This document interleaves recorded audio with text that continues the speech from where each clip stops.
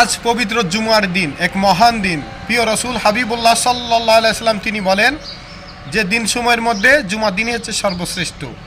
আমি চাই এই জুমার দিনে বাংলাদেশের প্রতিটি মসজিদে মসজিদে যেন জুমার নামাজ শেষে পবিত্র মিলাদ শরীফ কিয়াম শরীফ পাঠ করা হয় নবীজি হুজুর পাক সাল্লাল্লাহু আলাইহি সাল্লাম উনার মহব্বতে, উনার সম্মানার্থে। আপনারা কি বলেন? সবাই আশেকে রসুল এই বিষয়টি বেশি বেশি আওয়াজ তুলুন। কেননা হুজুর পাক সাল্লাল্লাহু আলাইহি সাল্লাম উনার শানে স্বয়ং আল্লাহ পাক এবং সমস্ত ফেরেশতা আলাইহিমুসসালাম উনারা কি করছে? দুরূদ সালাম পাঠ করছে। ওই তো মিলাদ কিয়াম।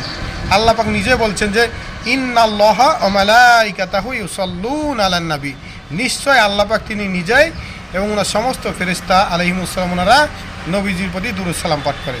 ইয়া আইয়ুহাল্লাযিনা আমানু সাল্লু আলাইহি ওয়া সাল্লিমু তাসলিমা, যে হে ঈমানদারগণ আপনারাও নবীজির প্রতি দুরূদ সালাম পাঠ করুন আদবের সাথে।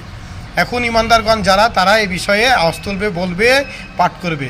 কেননা আল্লাহ পাক শুধু বলেছে যারা ঈমানদার তারা যেন নবীজির প্রতি দুরূদ সালাম পাঠ করে মহব্বতের সাথে, আদবের সাথে। কাজেই প্রতি জুমার নামাজের শেষে অবশ্যই মসজিদে মসজিদে পবিত্র মিলাদ শরীফ কিয়াম শরীফ নবীজি ওনার সম্মানার্থে দুরূদ সালাম পাঠ করা হোক।